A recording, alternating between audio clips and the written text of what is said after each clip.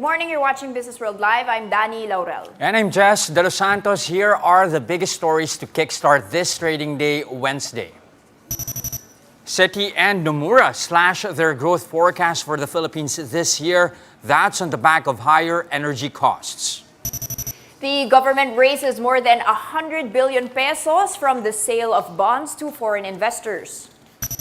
Trucking companies increase their rates by as much as 30% following the successive rounds of oil price hikes. And the local bourse stays at the critical 7,000 level. That's following a last-minute rebound on Tuesday's trade. We begin our broadcast with our domestic economy likely to grow slower this year than previously expected. That's as global banking giant Citi and Japan's Nomura have slashed their GDP forecast for the Philippines in 2022. Now, Citi lowered its growth forecast to 6.5% from 6.8% due to the impact of higher energy prices on consumption. For its part, Nomura trimmed its GDP forecast for the Philippines to 6.3%, also from the initial reading of 6.8%. Nomura cited surging inflation, saying this will also dampen consumption. These updated forecasts are below the 7 to 9% target set by the government for 2022. Even the Organization for Economic Cooperation and Development, or OECD, is flagging the risk from higher energy costs. The OECD expects the economy to grow by up to 7% this 2022. The country raised some $2.25 billion, or about 118 billion pesos, from its triple tranche global bond sale that included its maiden green bond offering. The Treasury said it raised $1 billion from the inaugural 25-year green bond offer. Meanwhile, it raised $500 million from 5-year bonds and $750 million from 10.5-year bonds. The Treasury said proceeds from the shorter-term tenors will be used for budget financing, while those from the 25-year global bonds will be used for the government's sustainable finance program.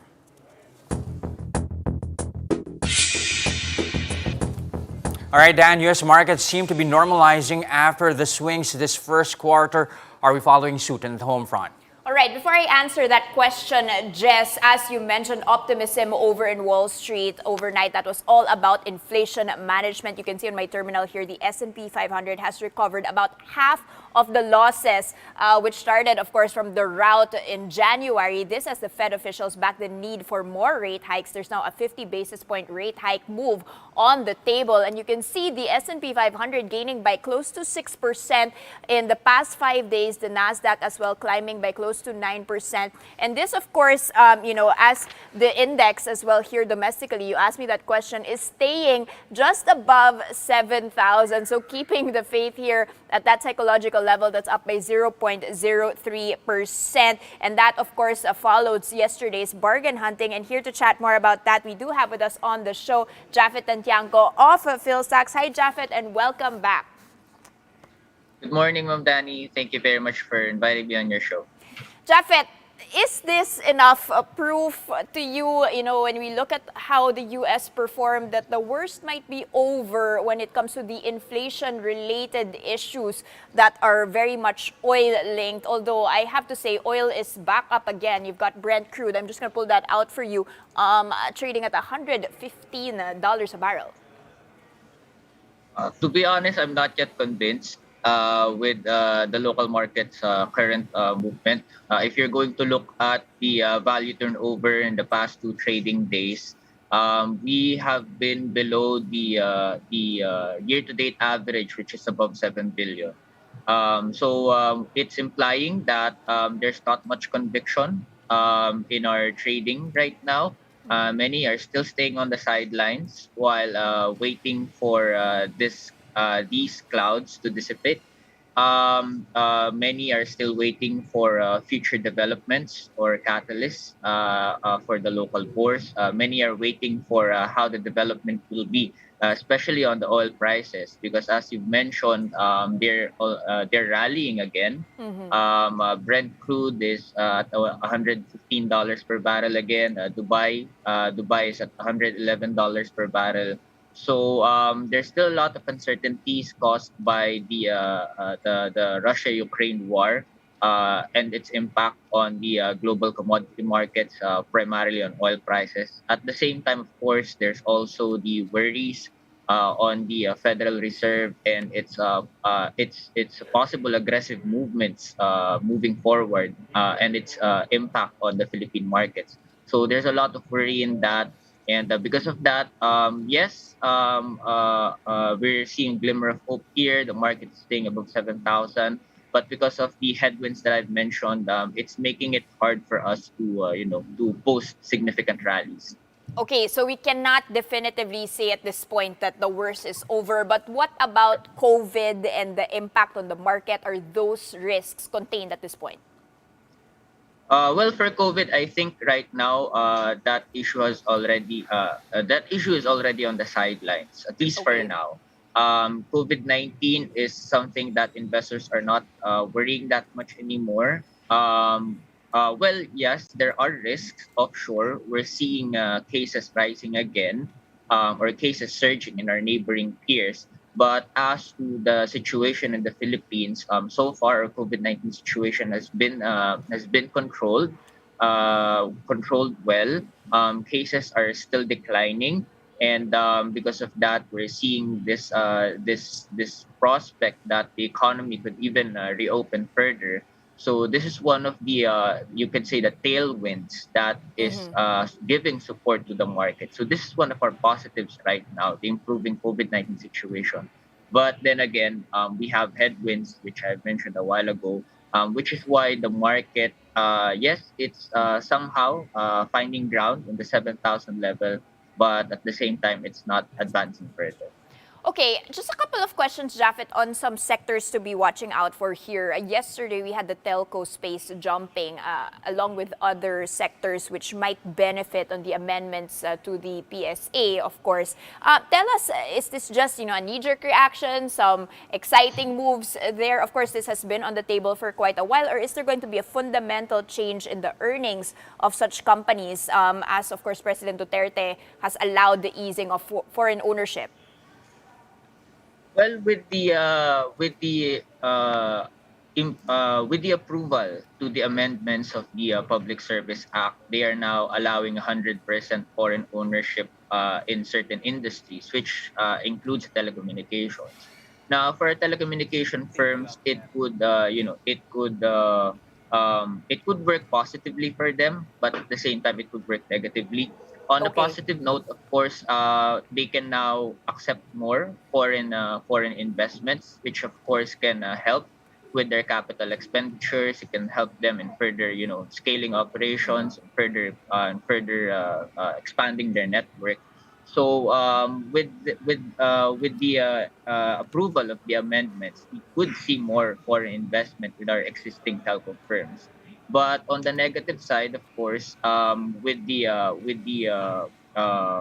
approval, there's the possibility that new telco firms could arise. Mm-hmm. Some which could be fully backed by a foreign businessmen, and this, of course, is going to tighten up the competition in the telco Mm-hmm. space, which in turn would would exert pressure on our existing telco firms' margins. Mm-hmm. So this is the negative side of the approval of the of the amendments of PSA to to our existing telco firms. Okay, nevertheless, you could actually see PLDT continuing to rise up by 1 9/10%. Globe as well, Dito Telecom as well. So still enjoying a bit of a bump up there. Thank you so much for those insights, Japheth and Tiangco Philstocks. You're very much welcome.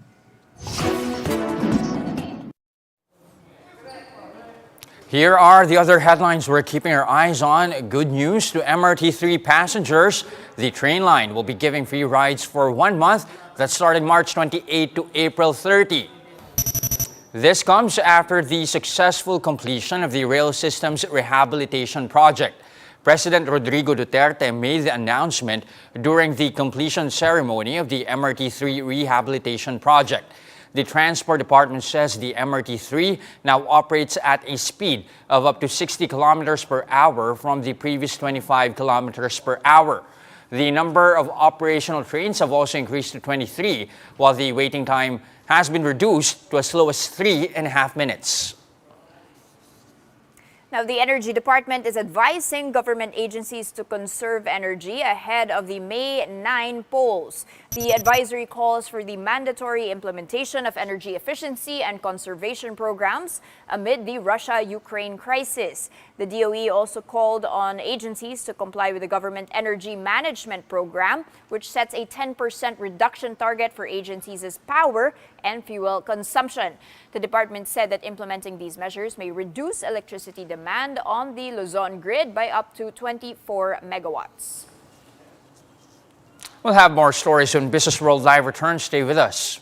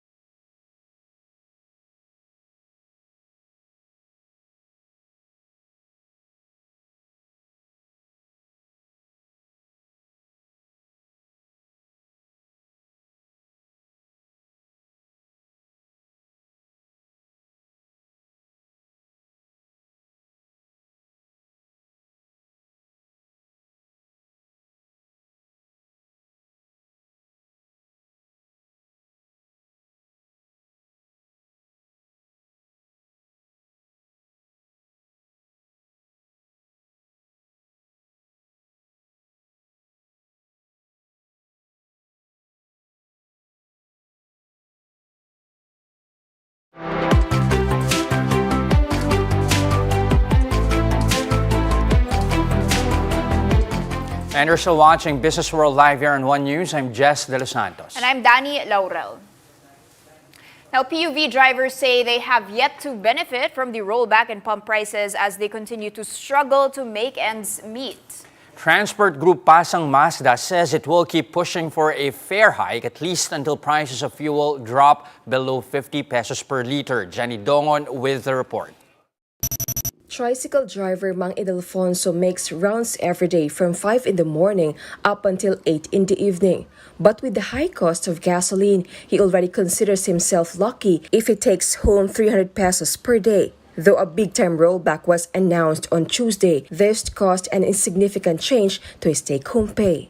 Baba na yun, hindi namin naramdaman. Sobrang taas nga kasi ng gas.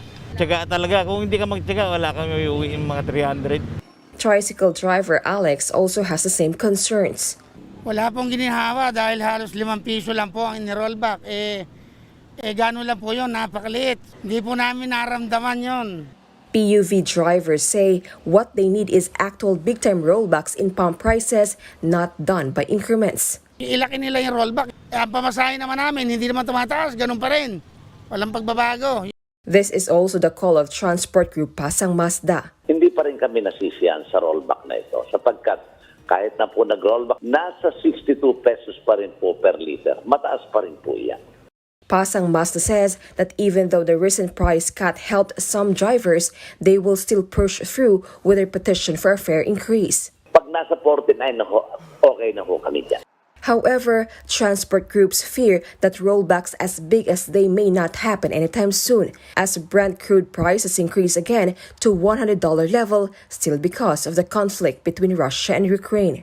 President Duterte, meanwhile, urges transport groups not to resort to transport protests or strikes for the time being. Baski anong sigaw ninyo, yan talaga ang presyo ng langis. Wala tayong magawa. And every day, tumataas yung kasi ang supply doon sa bibili natin na humihina na, wala na silang makuha. The government is still distributing fuel subsidies to affected drivers. More than 108,000 PUV drivers have so far been given a 6,000 peso cash aid each. Meanwhile, Pasang Mazda assured the public that they are not planning to hold a transport strike, despite the LTFRB's denial of their fare hike petition. For News 5, Jenny Dongon, We Are One News. Meanwhile, taxi operators in Metro Manila are pushing for an increase in flag down rate to 60 pesos from the current amount of 40 pesos.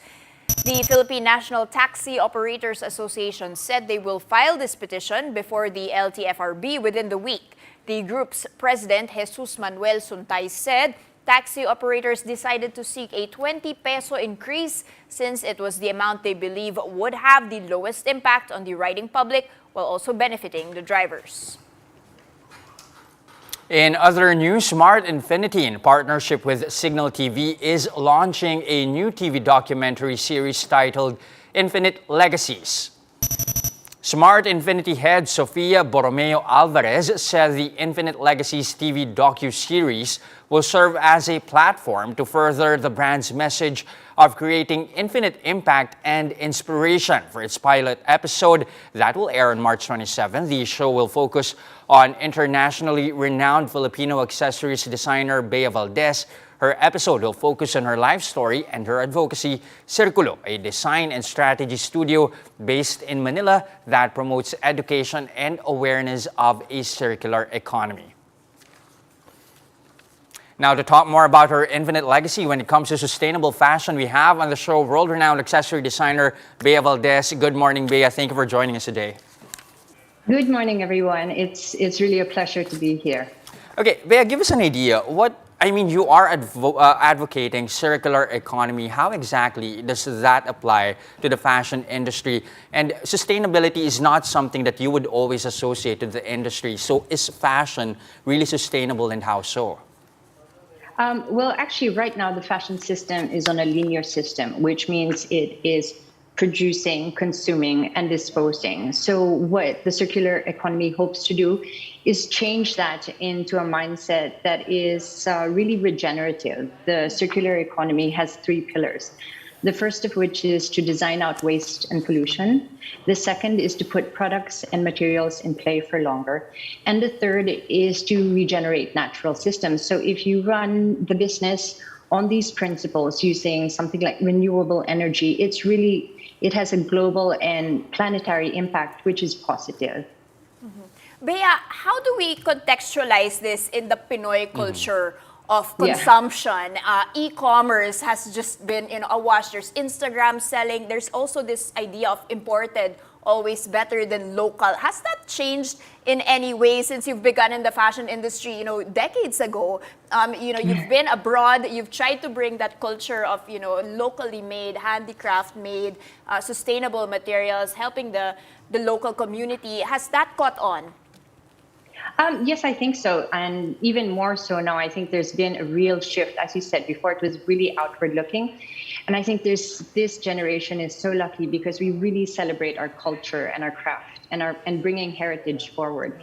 So we should actually ride on this energy and try and bring it forward even more. I think one of the things that's interesting when you say contextualizing is the fact that, for example, if you look at your wardrobe and see them as assets, there are now avenues like resale or rental. I think Pam Quinones of Vestido has a very good example of where you can do this. But there's also things like swapping, mending, reworking vintage as well. So it's really looking at what you have and trying to creatively bring value to it again. So it's a really exciting and empowering time for consumers as well to be able to contribute to using it more wisely and also just being having much less environmental impact that is negative. Okay, given that, taking off from that, a lot has already changed when it comes to sustainable fashion, like what you said. But there's still so much more work ahead. So what's in the pipeline here when it comes to advocating sustainable fashion? And how do we compare to the rest of the region when it comes to a level of acceptance for sustainable fashion? Well, actually, there's quite a lot in the pipeline, and I'm glad you mentioned that because actually, I think the Sustainable Solutions Exposition actually opens today, and it's an online exposition where you can actually see so many things from packaging to fiber to textiles to different ways of thinking and even regenerative practices. So it's a really good place to explore what we're doing locally. And I think the impressive thing about Smart Infinity is they're also going to be sponsoring talks that Circulo and I will be hosting, which is really about awareness and engagement and what it means to focus on materials, what it is to collaborate with like-minded individuals. So I think this is a really good opening for the whole Philippines to find where they are on the supply chain and what they can do to help. Bea, are sustainable products, specifically in fashion, as reasonably priced as fast fashion? You can say that a lot of people want to be sustainable, they want to buy local products, but of course, if it's handicraft made, if it's handmade, chances are it's much more expensive than just going to the mall and buying fast fashion, right? So how can we convince people that it's economical, it doesn't have to hurt their pockets, they can support sustainable fashion, and of course not have to sacrifice the pricing points? Well, I think one of the things that the pandemic has really sort of accelerated or exposed is the fact that we do have a lot of things that perhaps we don't need. So I think this idea of less but better is really, really important. And in terms of pricing, if you think about it, if something is too inexpensive, there's someone at the other end of the line who is paying for it. It might not be you, but someone's wages, or maybe using toxic chemicals to be able to achieve some impact that is faster. So I think it's really this mindset of trying to zoom out and seeing the context of how it's made, who makes it. Is it ethical? Is it using more sustainable practices? And I think that is the value of an article of clothing or an accessory or anything, actually, when you look at it in terms of the human value and not just about the price. Of course, you are going to talk more about that on the pilot episode of Infinite Legacies. Tell us more. What can we expect?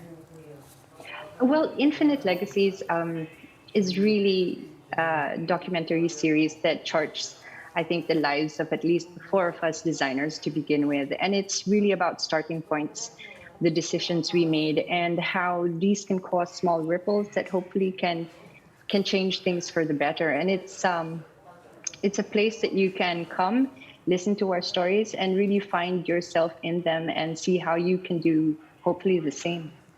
And hopefully it does encourage a lot of people to at least make that step forward and follow the legacies that you guys have started. Again, thank you very much, Bea Valdez. Catch her live story and her advocacies on Infinite Legacies. That airs on March 27, 7 p.m. on One News. Thank you, Bea.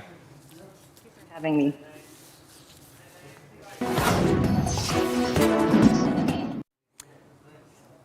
Here are the other headlines we're keeping our eyes on. The country's largest labor federation is pushing for a 430 peso increase in minimum wage in Central Visayas. If granted, this will bring the daily pay of workers in the region to over 800 pesos. The Trade Union Congress of the Philippines cited price hikes, malnutrition, hunger, and poverty in the region.